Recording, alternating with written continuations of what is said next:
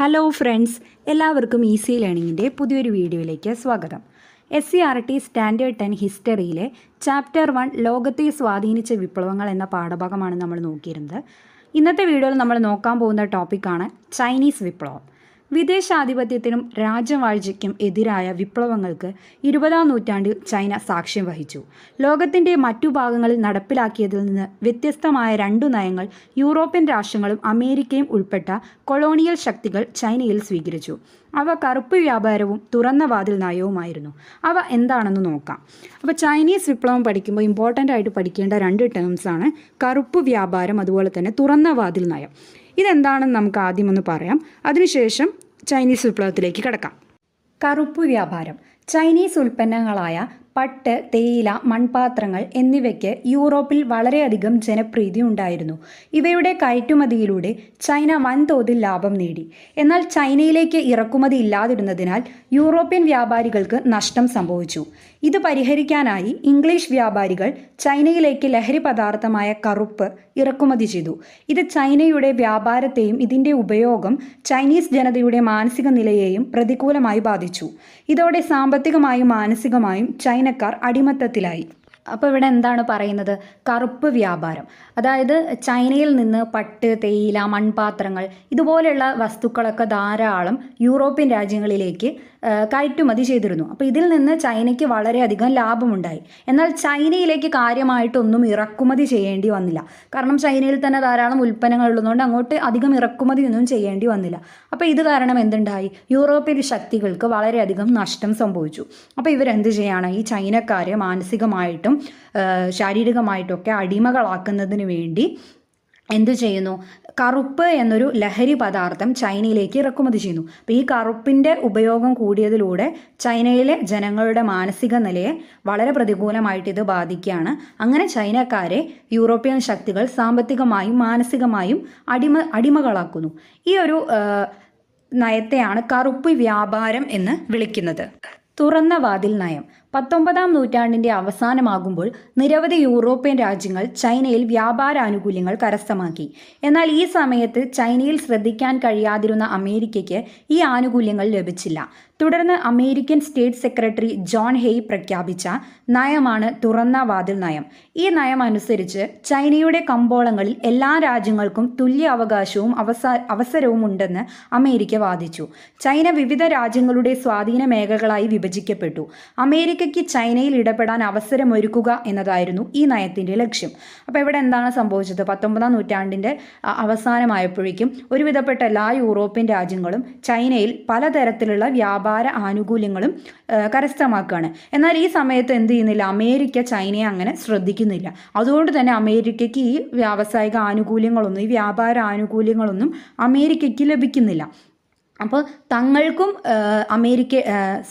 ചൈനയുടെ കമ്പോളത്തിൽ ഇടപെടാനുള്ളൊരു അവസരം ഒരുക്കുക എന്ന ലക്ഷ്യത്തോടെ അമേരിക്കൻ സ്റ്റേറ്റ് സെക്രട്ടറിയായ ജോൺ ഹെയ് പ്രഖ്യാപിക്കുന്ന ഒരു നയമാണ് തുറന്ന വാതിൽ നയം. അപ്പോൾ ഈ ഒരു നയം അനുസരിച്ച് ചൈനയുടെ കമ്പോളങ്ങളിൽ എല്ലാ രാജ്യങ്ങൾക്കും തുല്യ അവകാശവും അവസരവും ഉണ്ടെന്നാണ് അമേരിക്ക വാദിച്ചത്. അപ്പോൾ അമേരിക്കയ്ക്കും ചൈനയിൽ സ്വതന്ത്രമായിട്ട് ഇടപെടാനുള്ളൊരു അവസരം ഒരുക്കുക എന്ന ഒരു ലക്ഷ്യത്തോടു കൂടി അമേരിക്ക തന്നെ നടപ്പിലാക്കിയ ഒരു നയമാണ് തുറന്ന വാതിൽ നയം. ഓക്കെ, അപ്പോൾ ഈ രണ്ട് നയങ്ങൾ, കറുപ്പ് വ്യാപാരവും അതുപോലെ തന്നെ തുറന്ന വാതിൽ നയവും, ഇതാണ് പ്രധാനമായിട്ടും ചൈനീസ് വിപ്ലവത്തിലേക്ക് നയിച്ച പ്രധാനപ്പെട്ട ഘടകങ്ങൾ.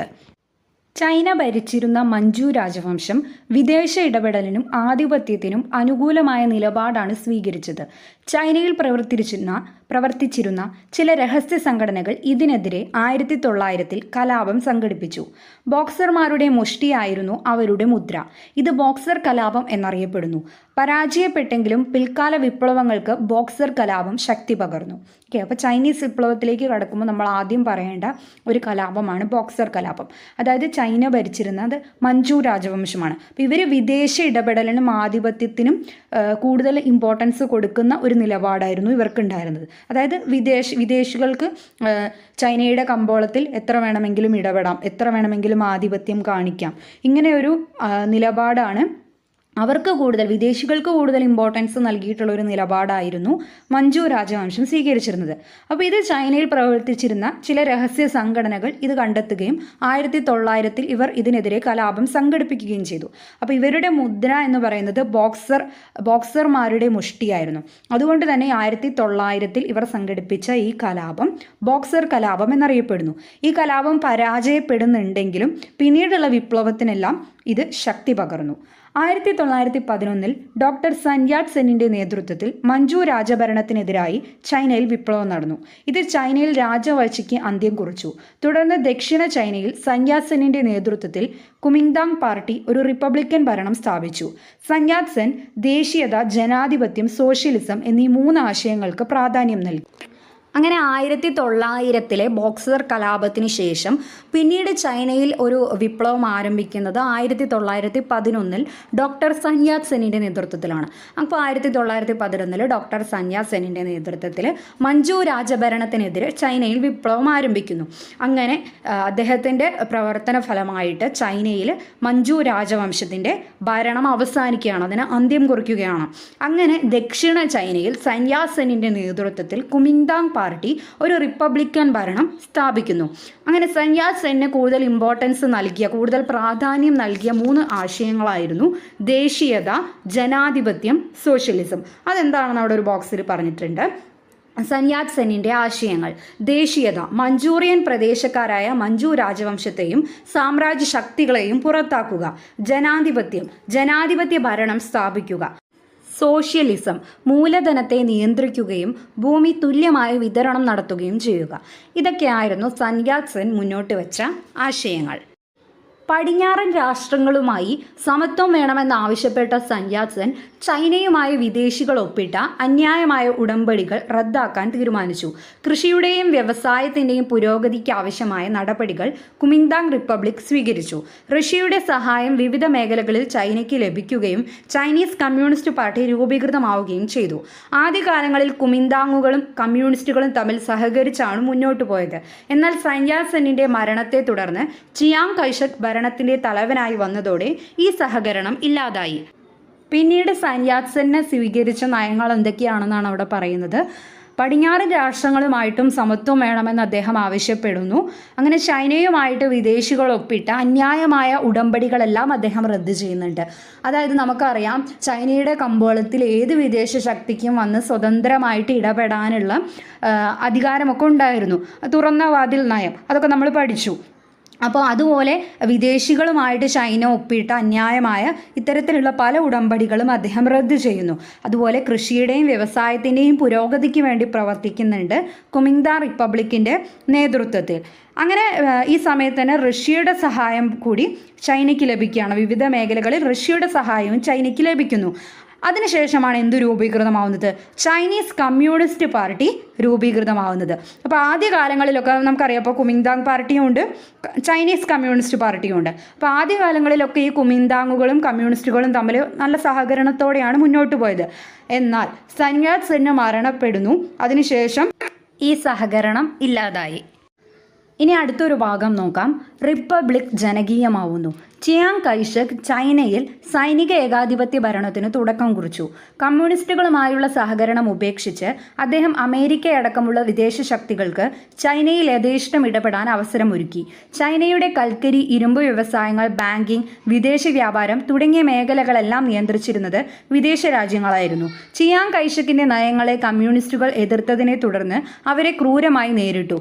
ഈ സമയം ചൈനീസ് കമ്മ്യൂണിസ്റ്റ് പാർട്ടിയുടെ നേതാവായി മാവോ സേതുങ് ഉയർന്നു വന്നു. 1934 കമ്മ്യൂണിസ്റ്റുകൾ മാവോയുടെ നേതൃത്വത്തിൽ തെക്കൻ ചൈനയിലെ കിയാങ്സിയിൽ നിന്ന് ഒരു യാത്ര ആരംഭിച്ചു.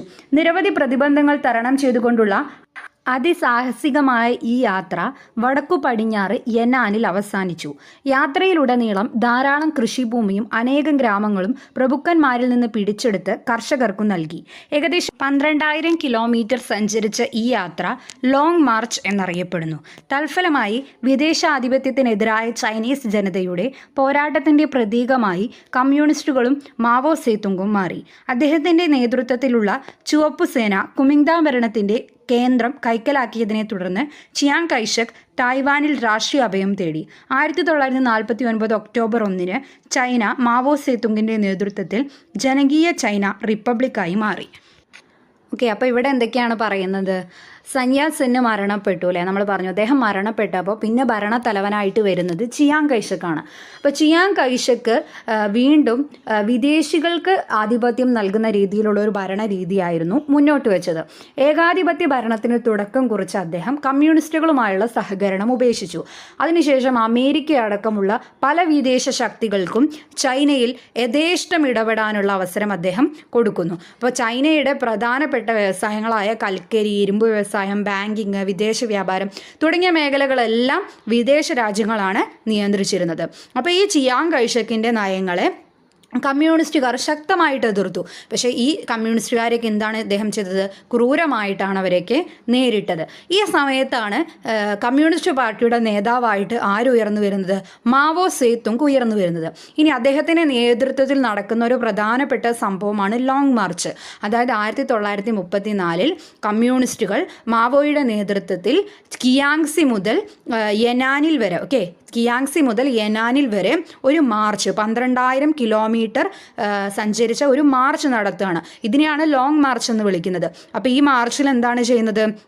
പല പ്രഭുക്കന്മാർ ഭരിച്ചിരുന്ന പല ഭൂമിയും പിടിച്ചെടുത്ത്, ഗ്രാമങ്ങളും ഭൂമിയൊക്കെ പിടിച്ചെടുത്ത് പാവപ്പെട്ട കർഷകർക്ക് നൽകുകയാണ്. അപ്പോൾ ഈ ഒരു യാത്രയെ, കിയാങ്സി മുതൽ യെനാനിൽ വരെയുള്ള ഈ ഒരു യാത്രയാണ് നമ്മൾ ലോങ് മാർച്ച് എന്ന് വിളിക്കുന്നത്. അങ്ങനെ മാവോ സേതുങ്ങിൻ്റെ നേതൃത്വത്തിലുള്ള ചുവപ്പുസേന കുമിങ്താങ് ഭരണത്തിൻ്റെ കേന്ദ്രം കൈക്കലാക്കുന്നു. ചിയാങ് കൈഷക്ക് തായ്വാനിൽ രാഷ്ട്രീയ അഭയം തേടുകയും ചെയ്യുന്നു. അങ്ങനെ 1949 ഒക്ടോബർ 1 ചൈന മാവോ സേതുങ്ങിൻ്റെ നേതൃത്വത്തിൽ ജനകീയ ചൈന റിപ്പബ്ലിക്കായി മാറുന്നു. അപ്പോൾ ഇത്രയും കാര്യങ്ങളാണ് ഈ ഒരു ചാപ്റ്ററിൽ നമുക്ക് പഠിക്കാനുള്ളത്. അപ്പോൾ മൊത്തത്തിൽ ഈ ചാപ്റ്ററിൽ എന്തൊക്കെ കാര്യങ്ങളാണ് വരുന്നത് എന്നുള്ളതിൻ്റെ ഒരു ഫ്ലോ ചാർട്ടാണിത്. ഇതുകൂടി നമുക്കൊന്ന് ഡിസ്കസ് ചെയ്യാം. ലോകത്തെ മാറ്റിമറിച്ച വിപ്ലവങ്ങളിലെ പ്രധാനപ്പെട്ട 5 വിപ്ലവങ്ങളാണ് നമ്മൾ പറഞ്ഞത്. അമേരിക്കൻ സ്വാതന്ത്ര്യ സമരം, ഫ്രഞ്ച് വിപ്ലവം, ലാറ്റിൻ അമേരിക്കൻ വിപ്ലവം, റഷ്യൻ വിപ്ലവം, ചൈനീസ് വിപ്ലവം. ഓരോന്നും എന്തിനെതിരായിരുന്നു? അമേരിക്കൻ സ്വാതന്ത്ര്യ സമരം ഇംഗ്ലണ്ടിൻ്റെ കോളനി വാഴ്ചയ്ക്ക് എതിരായിരുന്നു. അതിന് നേതൃത്വം നൽകിയ പ്രധാനപ്പെട്ട വിപ്ലവകാരികളാണ് George Washington, Thomas Jefferson, Thomas Paine. അതുപോലെ ഫ്രഞ്ച് വിപ്ലവം സ്വേച്ഛാധിപത്യത്തിനും ഫ്യൂഡൽ വ്യവസ്ഥയ്ക്കും എതിരായി. അതിന് നേതൃത്വം നൽകിയ പ്രധാനപ്പെട്ട സാഹിത്യകാരന്മാരാണ് Voltaire, Rousseau, Montesquieu. Latin American വിപ്ലവം സ്പെയിനിൻ്റെയും പോർച്ചുഗലിൻ്റെയും ആധിപത്യത്തിനെതിരായി നടന്നതാണ്. അതിന് നേതൃത്വം നൽകിയവരാണ് Francisco Miranda, Simon Bolivar, Jose Edison Martin. അതുപോലെ റഷ്യൻ വിപ്ലവം രാജവാഴ്ചയ്ക്കും ഫ്യൂഡൽ വ്യവസ്ഥയ്ക്കും എതിരായി നടന്നതാണ്. അതിന് നേതൃത്വം നൽകിയവരാണ് കെറൻസ്കി, ലെനിൻ, ട്രോട്സ്കി. പിന്നെ നമ്മളിപ്പോൾ ലാസ്റ്റ് നോക്കിയ ചൈനീസ് വിപ്ലവം വിദേശാധിപത്യത്തിനും ഫ്യൂഡൽ വ്യവസ്ഥയ്ക്കും എതിരെ, അതുപോലെ മഞ്ചു രാജവംശത്തിനുമെതിരായിട്ട് നടന്നതാണ്. അതിന് നേതൃത്വം നൽകിയവരാരൊക്കെയായിരുന്നു? സൻ യാത് സെൻ ആൻഡ് മാവോ സേതുങ്. അപ്പോൾ ഇത്രയും കാര്യങ്ങളാണ് നമ്മൾ ഈ ഒരു ചാപ്റ്ററിൽ ഡിസ്കസ് ചെയ്തത്. അപ്പോൾ 5 വിപ്ലവങ്ങൾ 5 പാർട്ടായിട്ടാണ് നമ്മൾ വീഡിയോ ചെയ്തത്. അപ്പോൾ ഓരോ പാർട്ടും നിങ്ങൾക്ക് ചാനലിൽ കയറി കഴിഞ്ഞാൽ SCERT സ്റ്റാൻഡേർഡ് 10 ഹിസ്റ്ററി എന്ന് പറഞ്ഞൊരു പ്ലേലിസ്റ്റ് ക്രിയേറ്റ് ചെയ്തിട്ടുണ്ട്. അപ്പോൾ അതിൽ പോയി കഴിഞ്ഞാൽ നിങ്ങൾക്ക് എല്ലാ വീഡിയോസും കാണാവുന്നതാണ്. അപ്പോൾ വീഡിയോ നിങ്ങൾക്ക് ഉപകാരപ്പെട്ടിട്ടുണ്ടെങ്കിൽ ചാനൽ സബ്സ്ക്രൈബ് ചെയ്യുക. കൂടാതെ ബെല്ലൈക്കൺ കൂടി എനേബിൾ ചെയ്യുക. എങ്കിൽ മാത്രമേ ഞാനിടുന്ന വീഡിയോസിൻ്റെ നോട്ടിഫിക്കേഷൻസ് നിങ്ങൾക്ക് കിട്ടുള്ളൂ. പുതിയൊരു വീഡിയോ ആയിട്ട് വീണ്ടും കാണാം. താങ്ക്